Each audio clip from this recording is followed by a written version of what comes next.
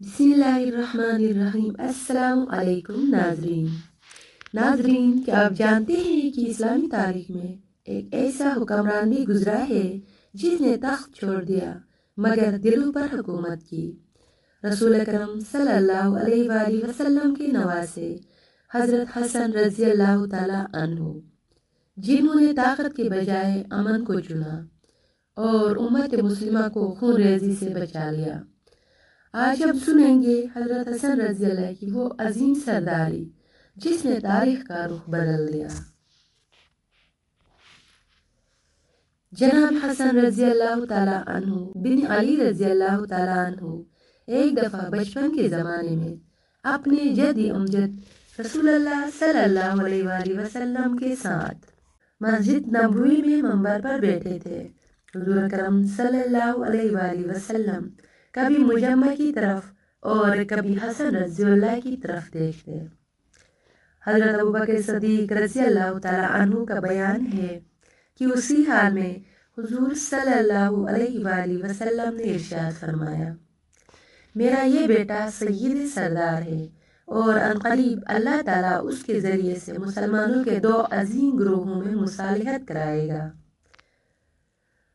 हुज़ूर सल्लल्लाहु अलैहि वसल्लम की ये पेशगोई रबीउल अव्वल 41 हिजरी में हर्फ बहर्फ पूरी हुई, जबकि हज़रत अली मुर्तज़ा रज़ी अल्लाह ताला अन्हु की शहादत के बाद जनाब हसन रज़ी अल्लाह ने अहले कोफा की बेवफाई से मुतासिर होकर अहले इस्लाम की खैर ख्वाही के पेश नज़र अमीर मुआविया रज़ी अल्लाह के हक़ में खिलाफत हुकूमत से दस्तबरदारी इख्तियार कर ली। दस्तबरदारी से चंद दिन पहले उन्होंने सबात मदाइन के मुकाम पर अहले कोफा के सामने एक खुतबा दिया जिसमें फरमाया, लोगो, तुमने मेरे हाथ पर इस शर्त के साथ बेयत की है कि सुलह जंग में मेरे पीछे चलोगे। मैं खुदाए बुजुर्गो बरतर की कसम खाकर कहता हूँ कि मुझे किसी से बुग़्ज़ और अदावत नहीं। मशरिक से मगरिब तक कोई शख्स भी मुझे ऐसा नज़र नहीं आता जिसकी तरफ से मेरे दिल में कोई रंजू मलाल और नफरत की राहत हो। मैं हर हाल में इत्तेफाक व इत्तेहाद, मोहब्बत व सलामती और सुलह व इस्लाह को नाइत्तेफाकी और दुश्मनी से बेहतर समझता हूँ। इस्लामी तारीख में हज़रत हसन रज़ी अल्लाह ताला अन्हु का ये कारनामा सुनहरी हरूफ में लिखा गया है और 20 साल ये वाक़या पेश आया था। उसे आमुल जमात इत्तेहाद व इत्तेफाक का साल कहा जाता है। सरदारी का ये मेयार किस कदर बुलंद और किस कदर हैरत अंगेज है।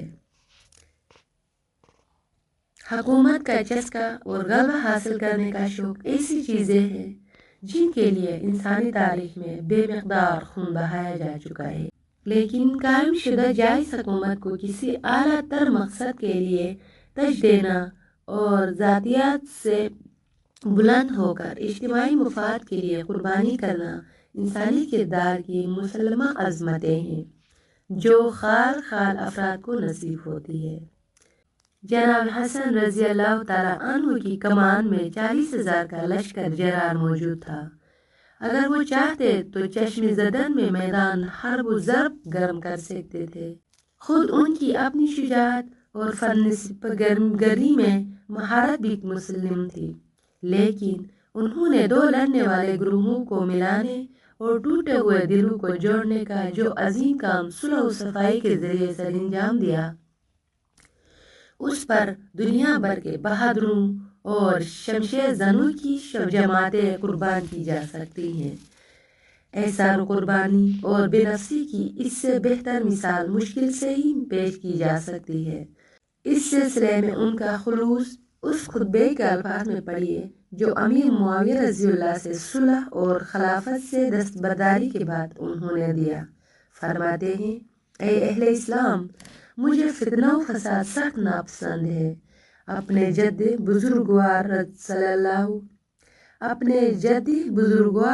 सल्लल्लाहु अलैहि वसल्लम की उम्मत से फितना व फसाद को दूर करने और मुसलमानों की जान माल को महफूज रखने के लिए मैंने मुआविया रज़ी अल्लाह से सुलह कर ली है और उन्हें अमीर व खलीफा तस्लीम कर लिया है। अगर अमारत व खिलाफत उनका हक था تو انہیں مل گیا، اور اگر میرا حق تھا تو میں نے اپنا حق انہیں بخش دیا۔ دستبرداری کے بعد کچھ لوگوں نے انہیں مسلمانوں کے لیے آر کا باعث جیسے برے نام سے پکارا، تو آپ علیہ السلام نے فرمایا آر دوزخ سے بہتر ہے۔ ایک کوفی آپ سے ملنے آیا تو کہنے لگا، اے مسلمانوں، ذلیل کرنے والے تجھ پر سلام ہو۔ آپ نے جواب میں فرمایا، میں اہل اسلام کو ذلیل کرنے والا نہیں ہوں، بلکہ مجھے یہ بات اچھی معلوم نہ ہوئی کہ ملک و حکومت کے لیے تمہیں قتل کرا دوں۔ میزبان رسول کی عجیب وصیت۔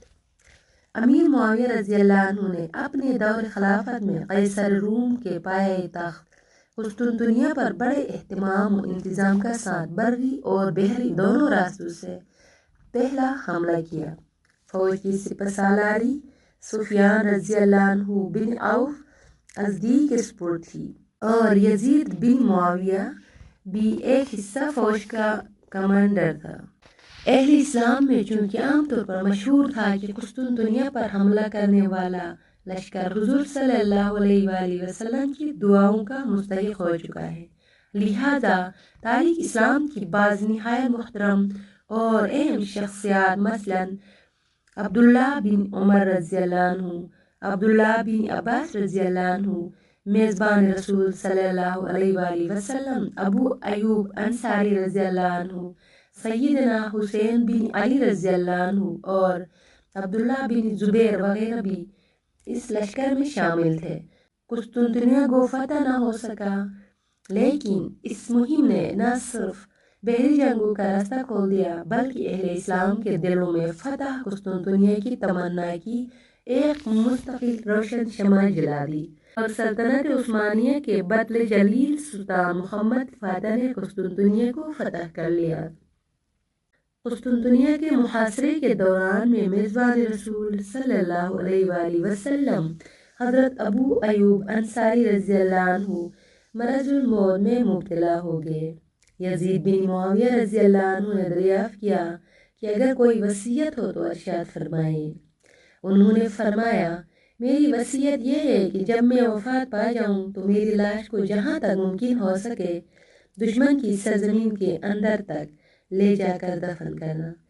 چنانچہ حضرت ابو ایوب انصاری رضی اللہ عنہ کی وصیت کے مطابق ان کے جسم کو قسطنطنیہ کے قلعہ کی دیوار تک لے جایا گیا اور قبر کھود کر انہیں وہاں سپرد خاک کر دیا گیا۔ دفن کر چکنے کے بعد بآواز بلند اہل روم سے کہا گیا کہ اے روم والو، ہم نے یہاں اپنے رسول پاک صلی اللہ علیہ وآلہ وسلم کے میزبان اور عظیم شان ساتھی کو دفن کیا ہے۔ بخدا اگر تم نے ان کی قبر یا جسم کی بے حرمتی کی تو اس کے بدلے میں سلطنت اسلامی کی حدود میں تمام گرجوں کو پیوند خاک کر دیا جائے گا اور ہماری حدوں میں ناقوس نہیں بچ سکے گا۔ ترکان عثمانی کے دور خلافت میں جب قسطنطنیہ فتح ہوا تو حضرت ابو ایوب انصاری رضی اللہ عنہ کے مزار کو از سر نو تعمیر کرایا گیا اور اس کے قریب ایک مسجد بنوائی گئی۔ عثمانی خلفاء کی رسم تاج پوشی اسی مسجد میں ادا ہوتی تھی۔ ابو ایوب انصاری رضی اللہ عنہ کی قبر آج تک زیارت گاہ لائق ہے۔ موت منظور ہے، ذلت گوارا نہیں۔ میدان کربلا میں کوفہ کے یزیدی گورنر ابن زیاد کی طرف سے جناب حسن ابن علی رضی اللہ تعالیٰ عنہ کا معاملہ نپٹانے کے لیے عمرو بن سعد 4000 کا لشکر لیے پڑا تھا۔ حضرت حسین رضی اللہ تعالیٰ عنہ کے تقدس و بزرگی کے پیش نظر اس کی کوشش شروع میں یہ تھی کہ کس طرح یہ معاملہ جنگ و جدال کے بغیر طے ہو جائے۔ اس نے جناب حسین رضی اللہ تعالیٰ عنہ سے مل کر گفتگو کے ذریعے سے کوئی فیصلہ کرنی ٹھان لی۔ حضرت حسین رضی اللہ کی طرف سے یہ 3 باتیں پیش کی گئی کہ ان میں سے کسی ایک پر عمل کیا جائے۔ انہوں نے فرمایا، پہلی بات یہ ہے کہ اہل کوفہ نے مجھے بلایا تھا، اب جب کہ وہ مجھ سے منحرف ہو گئے ہیں تو مجھے مکہ معظمہ واپس جانے دیا جائے تاکہ وہاں پہنچ کر عبادت الہی میں مصروف ہو جاؤں۔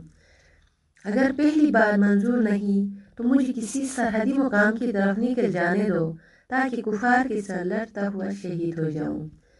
اگر دوسری بات بھی ناقابل قبول ہے تو تم لوگ میرے راستے سے ہٹ جاؤ اور مجھے سیدھا یزید کے پاس دمشق جانے دو۔ اگر تم چاہو تو اپنے اطمینان کی غرض سے میرے پیچھے پیچھے آ سکتے ہو، میں یزید سے براہ راست اپنا معاملہ طے کر لوں گا۔ ابن سعد اس گفتگو سے بہت خوش ہوا۔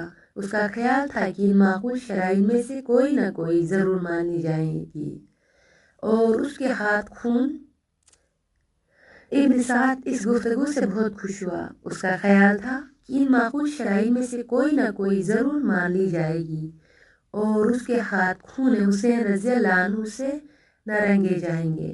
اس نے یہ تینوں باتیں ابن زیاد کو کوفہ میں پہنچا دیا۔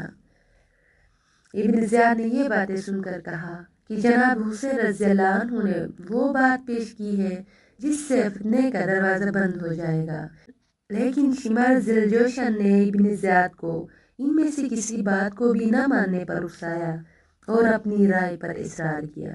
اس نے یہ بھی کہا کہ اگر جناب حسین رضی اللہ عنہ خود یزید سے جا کر ملے تو عین ممکن ہے کہ وہ دونوں میں اتفاق رائے ہو جائے اور ان کی عزت و منزلت یزید کے ہاں دوسرے سب لوگوں سے زیادہ ہو جائے۔ اس پر ابن زیاد نے کربلا میں ابن سعد کو لکھا کہ ہمیں یہ تینوں باتیں منظور نہیں، صرف ایک صورت ہو سکتی ہے کہ حضرت حسین رضی اللہ عنہ پہلے میرے ہاتھ پر یزید کے لیے بیعت کریں، پھر میں انہیں اپنے زیر اہتمام یزید کی طرف روانہ کر دوں گا۔ حضرت حسین رضی اللہ عنہ کو جب ابن زیاد کا یہ پیغام پہنچا تو آپ علیہ السلام نے فرمایا، ابن زیاد کے ہاتھ پر یزید کے لیے بیعت کرنے سے تو مرنا بہتر ہے۔ میں نے حجت تمام کر دی۔ جب جناب حسین ابن علی رضی اللہ عنہ کو یقین ہو گیا کہ کوئی فوج دو چیزوں میں سے ایک کی طالب ہے، یزید کی غیر مشروط بیعت یا حسین رضی اللہ کا سر، تو انہوں نے 10 محرم 21 ہجری کو اپنے ساتھیوں کو مناسب مقامات پر متعین فرما کر اور ضروری ہدایات دے کر کوفی لشکر کے سامنے اونٹ پر سوار ہو کر تقریر فرمائی۔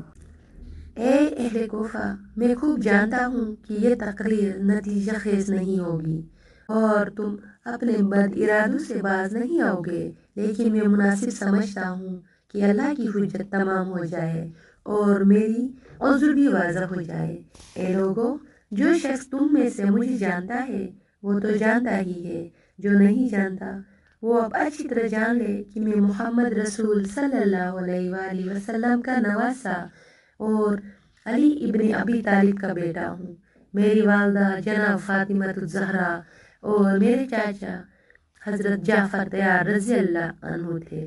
میں نے کبھی وعدہ خلافی نہیں کی، نہ کبھی نماز چھوڑی اور نہ کسی مومن کو قتل کیا یا تکلیف پہنچائی۔ اگر عیسیٰ علیہ السلام کا گدا بھی دنیا میں موجود ہوتا تو تمام عیسائی قیامت تک اس کی پرورش نگہداشت میں مصروف رہتے۔ تم کیسے مسلمان اور رسول اللہ صلی اللہ علیہ وسلم کے کیسے امتی ہو جو مجھے ناحق قتل کرنا چاہتے ہو؟ تمہیں نہ خدا کا خوف ہے نہ رسول صلی اللہ علیہ وسلم کی شرم۔ میں نے کسی کو قتل نہیں کیا جس کے قصاص میں میرا قتل ضروری ہو۔ بتاؤ تم نے کس دلیل سے میرا خون حلال سمجھ لیا ہے؟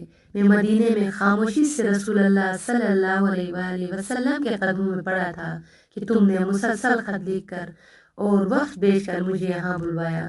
اب جب کہ میں تمہاری دعوت پر یہاں آ گیا ہوں تو تم مجھ سے برگشتہ ہو گئے ہو۔ اگر تم اپنے وعدوں سے پھر گئے ہو تو کم از کم میرے خون سے ہاتھ تو نہ رنگو اور مجھے یہاں سے چلا جانے دو۔ اس تقریر پر کوفی لشکر پر سناٹا چھا گیا اور کسی نے کوئی جواب نہ دیا۔ جناب حسین رضی اللہ عنہ نے آخر میں فرمایا، خدا کا شکر ہے کہ میں نے تم پر حجت پوری کر دی اور کوئی عذر پیش نہیں کر سکے۔